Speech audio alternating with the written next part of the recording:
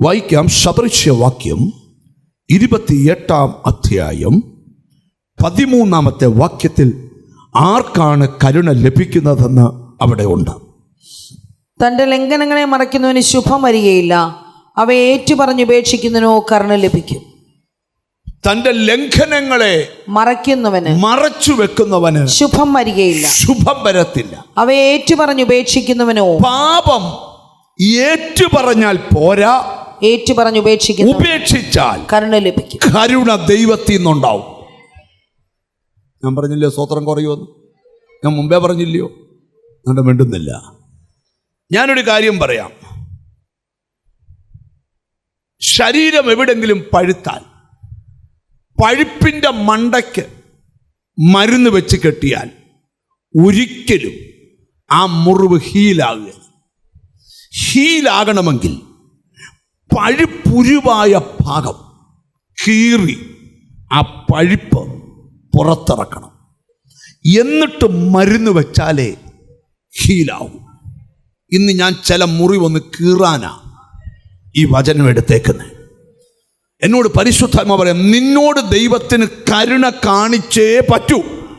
അത് ദൈവത്തിൻ്റെ ഭാഗത്ത് നിന്നുകൊണ്ട് ഞാൻ വെളിപ്പെടുത്തി തരിക. പക്ഷെ അതിന് നിന്നിൽ നടക്കേണ്ട കാര്യം ഏറ്റുപറഞ്ഞ് ഉപേക്ഷിക്കണം. ഒരാമയും വരുന്നില്ല.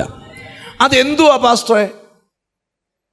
അതിപ്പോൾ പ്രവാചകൻ തലേ കൈവച്ചിട്ട് അച്ഛാ ഇന്ന പാപം ഉണ്ടെന്ന് പറയണ്ട. അവരവരുടെ പാപം അവരവർക്ക് തന്നെ അറിയാം. നിങ്ങളാരും മിണ്ടുന്നില്ലല്ലോ. നിങ്ങളുടെ പാപം ഒരു ദൈവദാസം വന്ന് വെളിപ്പെടുത്തണം, നിങ്ങൾക്ക് തന്നെ അറിയത്തില്ലേ? അടുത്തിരിക്കുന്ന ആളോട് ചോദിച്ചേ, സ്വന്തം പാപം അറിയാമോ എന്ന് ചോദിച്ചേ. ചിരിച്ചോണ്ട് ചോദിച്ചേ. അങ്ങനെ പുറകിലും ആരും മിണ്ടുന്നില്ല. സ്വന്തം പാപം അറിയോ? ഇവിടെ മിണ്ടുന്നില്ല. അത് പലരും ഏറ്റു പറയുന്നുണ്ട്, പക്ഷെ എന്ത് ചെയ്യുന്നില്ല? ഉപേക്ഷിക്കുന്നില്ല. അങ്ങനെയല്ല, ഏറ്റു പറഞ്ഞാൽ പോരാ, ഉപേക്ഷിക്കണം. കാരണം ദൈവം നിന്നോട് കരുണ തോന്നാൻ പോവാ. ഒരാമയും പറയണം. ചെറിയ ചെറിയ മാറ്റങ്ങൾ ജീവിതത്തിൽ വരുത്താൽ വലിയ വലിയ അനുഗ്രഹങ്ങൾ വെയിറ്റ് ചെയ്യുക. ഒന്നുകൂടെ പറയാം, ചെറിയ ചെറിയ മാറ്റങ്ങൾ ജീവിതത്തിൽ വരുത്തിയാൽ. ഒരിക്കൽ ഒരു മനുഷ്യനുമായിട്ട് ഞാൻ കാറിൽ യാത്ര ചെയ്യുക. അദ്ദേഹം ഒരു ആത്മീകനായ ഒരു മനുഷ്യൻ.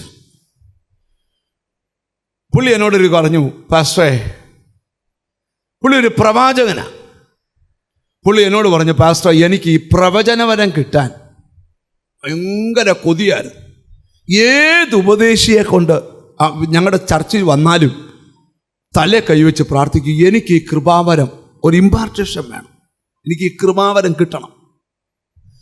കുറേ നാൾ പ്രാർത്ഥിച്ചിട്ടും എന്ത് ചെയ്യത്തില്ല? കൃപാവരം കിട്ടുന്നില്ല. ഒരു ദിവസം അവിടെ വന്നൊരു ദൈവദാസൻ പറഞ്ഞു, അച്ചായൻ്റെ സ്വഭാവത്തിൽ മാറ്റം വരുത്തിയാലേ കൃപാവരം കർത്താവ് തരത്തുള്ളൂ. പുള്ളിക്കാരൻ വീട്ടിൽ ചെന്നു. പുള്ളിക്ക് ഈ പ്രവാചകനോട് അങ്ങ് ദേഷ്യമായി. പാസ്റ്ററോട് പറഞ്ഞു, നീ മേലാൽ ആ പ്രവാചകനെ നമ്മുടെ ചർച്ചിൽ വിളിക്കരുത്. കാരണം അച്ചാനെ ഭയങ്കര ലെവലിൽ എത്തിക്കുമെന്ന് പറഞ്ഞവരെ എല്ലാം പിന്നെയും വിളിക്കാനാണ് പറയുന്നത്. അച്ചാൻ പറയുന്നവരെ ആ ചർച്ച വിളിക്കുന്നത്.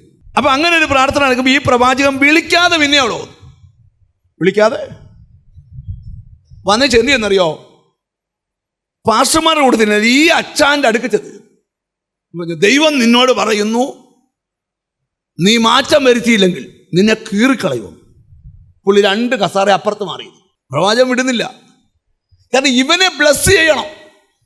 പക്ഷെ ഈ ലെവലിൽ പറ്റുകയില്ല. അപ്പോൾ പുള്ളി പറഞ്ഞു, എന്നാ ഒന്നും വെളിപ്പെടുത്താവോ എന്താണെന്ന്. പുള്ളി പറഞ്ഞു, ദൈവത്തിന് സൗകര്യമില്ല. പുള്ളി വീട്ടിൽ പോലും ചിന്തിച്ചു. ഭാര്യ പറഞ്ഞു, കൂടുതലൊന്നും ചിന്തിക്കണ്ട, എന്നെ ചീത്ത വിളിക്കുന്ന നിർത്താവോ. എടി, അത് നീ എൻ്റെ ഭാര്യയല്ലയോ? ഞാൻ നാട്ടുകാരെ വിളിച്ച അതിനകത്തൊരു കുഴപ്പമുണ്ട്. പക്ഷേ അതല്ല, ഭാര്യയല്ല, ഞാനും ഒരു സ്ത്രീയാണ്, എനിക്കും വ്യക്തിത്വമുണ്ട്. കർത്താവ് പറഞ്ഞിട്ടുണ്ടല്ലോ, ഭാര്യയെ സ്വന്തം ശരീരത്തെ പോലെ പോകണ്ടോ. ഭാര്യ പറഞ്ഞു,